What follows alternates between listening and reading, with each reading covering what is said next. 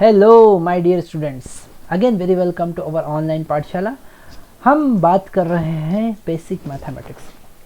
अगर फिजिक्स के कॉन्सेप्ट को अच्छे से समझना है और जेई और नीट में जिस लेवल के न्यूमेरिकल्स आते हैं उन न्यूमेरिकल्स को समझना है पहले, और हम चाहते हैं कि एग्ज़ाम में उन क्वेश्चन को हम इजीली सॉल्व कर पाएँ, तो without basic mathematics you cannot understand even a single concept of physics. okay? एक भी कॉन्सेप्ट आप फिजिक्स के नहीं समझते हो तो ये चैप्टर बहुत ज़्यादा इम्पोर्टेंट है, स्पेशली बायो स्टूडेंट के लिए, क्योंकि बायो स्टूडेंट जो नीट की प्रिपरेशन कर रहे हैं उनको मैथमेटिक्स कभी पढ़ना ही नहीं है। मैथमेटिक्स को केवल फिजिक्स में ही पढ़ते हैं, और उसी लेवल का मैथमेटिक्स उनको पढ़ना होता है जिस लेवल का जेई वाला स्टूडेंट पढ़ता है, क्योंकि फिजिक्स तो दोनों के लिए सेम ही है ना। वही डिफरेंशिएशन पढ़ना रहेगा, वही इंटीग्रेशन पढ़ना रहेगा, वही साइन थीटा कॉस थीटा सब कुछ सेम रहेगा। तो इसलिए ये वीडियो लेक्चर्स जो बेसिक मैथमेटिक्स के हम बना रहे हैं ये बिल्कुल आपको ध्यान से देखना है, स्पेशली फॉर नीट स्टूडेंट। ये सारे वीडियो लेक्चर्स बहुत इंपॉर्टेंट है, एक एक कॉन्सेप्ट को मैं बारीकी से बता रहा हूँ। ओके, हमने लास्ट लेक्चर में देखा बेसिक कॉन्सेप्ट ऑफ ट्रिगोनोमेट्री के सारे हमने बेसिक कॉन्सेप्ट देखे, हमने सारे फार्मूलेज देखे। तो वो लास्ट लेक्चर आप देखिए, कंप्लीट कीजिए, उसके बाद में ये लेक्चर अब स्टार्ट हम करते हैं एक्सपोनेंशियल और लॉगरिथमिक फंक्शन के साथ। आज हम बात करेंगे एक्सपोनेंशियल फंक्शंस की, हम बात करेंगे एक्सपोनेंशियल फंक्शंस की। ओके, मतलब कि एक्सपोनेंशियल और लॉगरिथमिक फंक्शंस की हम बात करेंगे। ठीक है, तो हम बात कर रहे हैं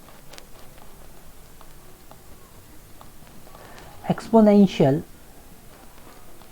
function. Okay, exponential function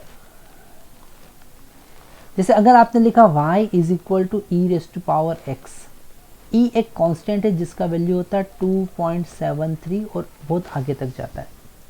okay, एक कांस्टेंट है वो, यूलर कांस्टेंट, यूलर ने ये कॉन्सेप्ट दिया था। तो y is equal to e raise to power x हमारे पास एक एक्सपोनेंशियल फंक्शन होता है।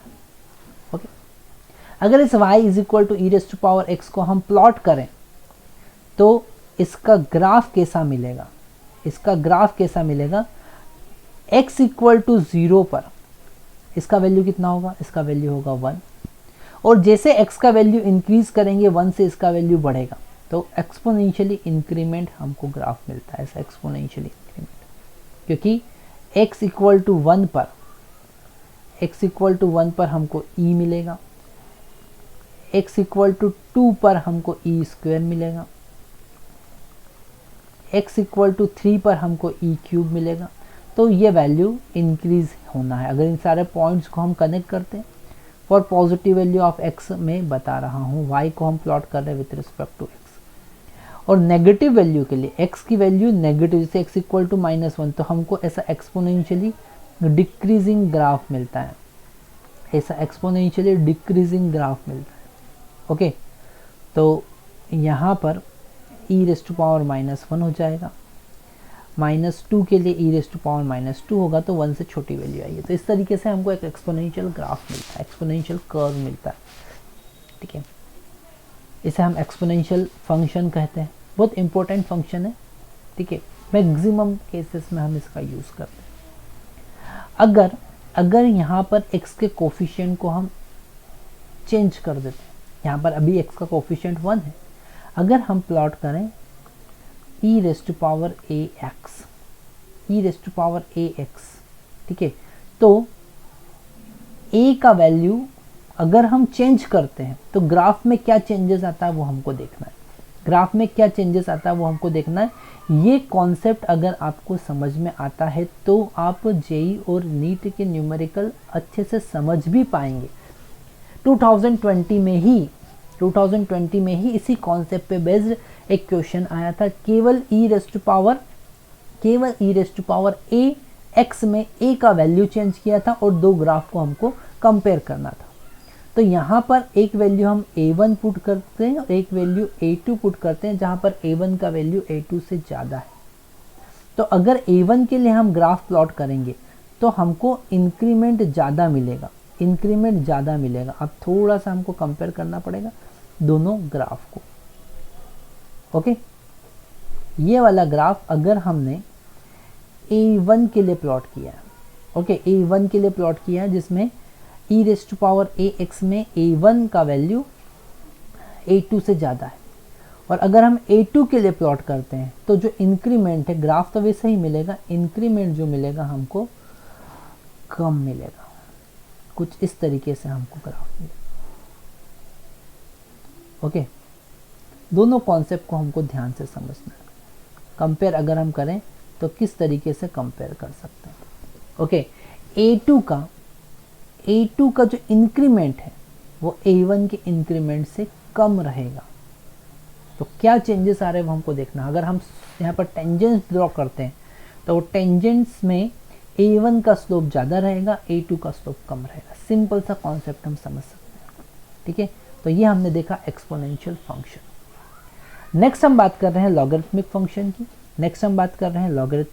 की। तो नेक्स्ट हमको देखना है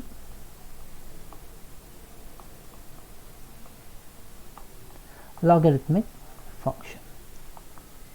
ये लॉगरिथमिक फंक्शन एक्सपोनेंशियल फंक्शन के जस्ट इनवर्स होते हैं। एक्सपोनेंशियल फंक्शन को हम एंटी लॉग फंक्शन भी कह सकते हैं। इनको हम कह सकते हैं anti log function. Okay, just opposite होते हैं। मतलब कि अगर आपने लिखा x equal to e raise to power y, अगर हम लिखते हैं x equal to e raise to power y, तो हम लिख सकते हैं y is equal to log base e x, जिसे हम ln x कहते हैं। It is called natural log, same as it is अगर आप लिखते हैं x equal to 10 raise to power y, तो आप लिख सकते हैं y is equal to log base 10 of x। ओके, और इसे हम लॉग x भी लिख सकते हैं, simple log x। It is called decimal log, और डिकेड लॉग। ओके, तो इस तरीके से लॉग के लिए हमारे पास में दो कॉन्सेप्ट होता है, एक होता है ln x और एक होता है लॉग बेस 10x या डेसिमल लॉग। ओके, ये फंक्शन जस्ट इनवर्स होते हैं। मतलब कि अगर हमने ln x को प्लॉट किया, यहाँ पर हमने y एक्सिस पे ले लिया है ln x, मतलब कि नेचुरल लॉग, और x एक्सिस पे x का वैल्यू, तो ग्राफ कुछ हमको -∞ से स्टार्ट होगा और इन्फिनिटी पे जाएगा। कुछ ऐसा ग्राफ हमको मिलेगा। एक्सपोनेंशियल का इन्वर्स ग्राफ मिलेगा, मतलब कि इसको हमने 180 डिग्री रोटेट कर दिया। हम यहाँ पे समझ पा रहे हैं कि अगर x इक्वल टू हमने 1 पुट किया तो लॉग का वैल्यू कितना होता है, 0 होता है। ओके, ln 1 इक्वल टू कितना होगा, 0। Same as it is log base 10 of 1 भी कितना होता है, 0 होता है। ओके, तो यहाँ से अगर x का वैल्यू ग्रेटर देन 1 है, इससे और कुछ कॉन्सेप्ट मिलते हैं। इफ x ग्रेटर देन 1, अगर x का वैल्यू ग्रेटर देन 1 है तो ln x ग्रेटर देन 0 होगा, मतलब पॉजिटिव होता है उसकी वैल्यू। अगर x का वैल्यू लेस देन 1 है तो ln x का वैल्यू नेगेटिव होता है, उसके वैल्यू नेगेटिव होता है। दिख रहा है ना यहाँ पे x का नेगेटिव वैल्यू मिल रहा है। अगर x का ln x का नेगेटिव वैल्यू हमको मिल रहा है, x का वैल्यू अगर लेस देन 1 है तो नेगेटिव वैल्यू, x का वैल्यू ग्रेटर देन 1 है तो पॉजिटिव। तो ये बेसिक कॉन्सेप्ट हमको अच्छे से याद रखना रहेंगे। ये ln लॉग फंक्शन बहुत इंपॉर्टेंट है, हम बहुत जगह इसका यूज़ करते हैं। इवन केमिस्ट्री में pH वैल्यू अगर हम कैलकुलेट करना है तो लॉग यूज़ करते हैं। साउंड का अगर हमको मेज़रमेंट करना है तो हम डेसिबल का मतलब भी क्या होता है, लॉग। कम्युनिकेशन में हम मैक्सिमम लॉग का यूज़ करते हैं। लॉग बहुत इंपॉर्टेंट फंक्शन, बहुत ज़्यादा इंपॉर्टेंट फंक्शन। ओके, तो इस लॉग की कुछ बेसिक प्रॉपर्टीज़ और हम देखते हैं। बेसिक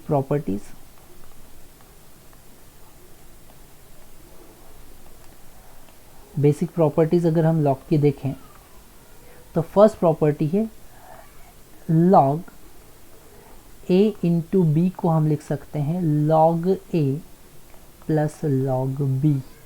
ये मैक्सिमम टाइम हम यूज़ करेंगे। log a इंटू बी मतलब कि एडिशन, प्रोडक्ट को हम एडिशन में कन्वर्ट कर सकते हैं, बहुत इंपॉर्टेंट प्रॉपर्टी। सेकंड प्रॉपर्टी है log a divided by b को हम लिख सकते हैं log a minus log b। एक और प्रॉपर्टी हमारे पास में आ रही है। थर्ड प्रॉपर्टी हम लिख सकते हैं log a rest power n को हम लिख सकते हैं n log a, मतलब पावर को आगे ला सकते हैं और आगे वाली पावर को, कोफिशिएंट को हम पावर में ले जा सकते हैं। ओके, तो ये तीन प्रॉपर्टी हमको समझ में आती है। एक और फोर्थ प्रॉपर्टी सबसे ज़्यादा इम्पोर्टेंट है। अगर आपने लिखा log, अगर हमने लिखा log b of base a, log b of base a, मतलब अब यहाँ पर बेस चेंज कर दिया। यहाँ पर बेस e या 10 था, यहाँ पर बेस e या 10 था। अगर हमने कोई दूसरा बेस ले लिया है तो हम लिखेंगे log base e of b divided by log base e of a। Okay, इस तरीके से ये फोर्थ फार्मूला भी हमको समझ में आता है। अगर कोई कंफ्यूजन है तो you can comment, okay, you can ask any doubt. बस ये बेसिक फार्मूला आपको अच्छे से समझना है और याद रखना है। इनको हम प्रूफ भी कर सकते हैं, इनको हम प्रूफ भी कर सकते हैं। ओके, अगर हम log base 10e, log base 10e, okay sorry, log base 10x को इस फार्मूले की हेल्प से समझे तो हम लिखेंगे log base e of x divided by log base e of 10। मतलब कि log base e of x को हम लिख सकते हैं log base e of 10 into log base 10 of x। मतलब कि ln x को log बेस 10x में कन्वर्ट करना है तो कैसे करेंगे? ये है ln x, ये है ln x नेचुरल लॉग, और इसका वैल्यू होता है 2.3, अप्रोक्सीमेट इसका वैल्यू होता है 2.3, और हम इसे लिख सकते हैं log बेस 10x। ओके, तो ये फार्मूला हमको मिला। ये बड़ा इम्पोर्टेंट फार्मूला मैं आपको बता रहा हूँ, याद रखना है आपको। अगर ln log बेस 10 को नेचुरल लॉग में कन्वर्ट करना है या नेचुरल लॉग को बेस 10 में कन्वर्ट करना है तो दिस इज द रिलेशन। जैसे एक एग्जांपल देखते हैं। हमको पता है कि log बेस 10 ऑफ 2 का वैल्यू होता है 0.3010। कितना होता है? 0.3010।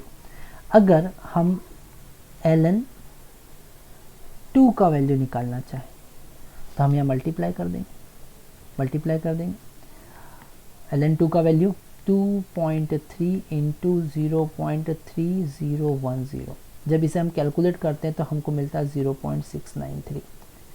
अभी आपको कैसे मिल गया ये फाइंड करने के लिए आपको यहाँ पर इसके पूरी वैल्यू फाइंड करना पड़ेगी। मतलब कि log बेस 10 का पूरा वैल्यू हमको फाइंड करना पड़ता है, तब जाके ये वैल्यू हमको मिलता है। तो ये वैल्यू भी हमको याद रखना। ये कुछ वैल्यूज़ ऐसी है जो हमें हमेशा यूज़ होती है। log बेस 2 का वैल्यू, log 2 का वैल्यू तो मैक्सिमम टाइम यूज़ होता है 0.693। न्यूक्लियर फिजिक्स में इसका बहुत ज़्यादा इंपॉर्टेंस है, केमिस्ट्री में भी आप इसको यूज़ करेंगे। तो हमने यहाँ पे लॉगरिथमिक फंक्शन को अच्छे से देखा। ओके, ये सारे फार्मूले हमको ध्यान से समझना। एक्सपोनेंशियल फंक्शन को देखा, लॉगरिथमिक फंक्शन को देखा, ठीक है। नेक्स्ट लेक्चर में हमने अभी तक सारे फंक्शंस देख लिए हैं। जितने भी मैक्सिमम टाइप के फंक्शंस होते हैं वो सारे मैंने आपको एक्सप्लेन कर दिए हैं। ओके, नेक्स्ट लेक्चर में हम बात करेंगे इंटीग्रेशन और डिफरेंशिएशन की, मतलब कैलकुलस स्टार्ट करेंगे। नेक्स्ट लेक्चर में हम बात करेंगे डिफरेंशिएशन की, कैसे हम डिफरेंशिएशन को डिफाइन करेंगे और कैसे हम अलग अलग फंक्शन का डिफरेंशिएशन कैलकुलेट करेंगे। ओके, तो नेक्स्ट लेक्चर आपको कंटिन्यू करना है। Thank you.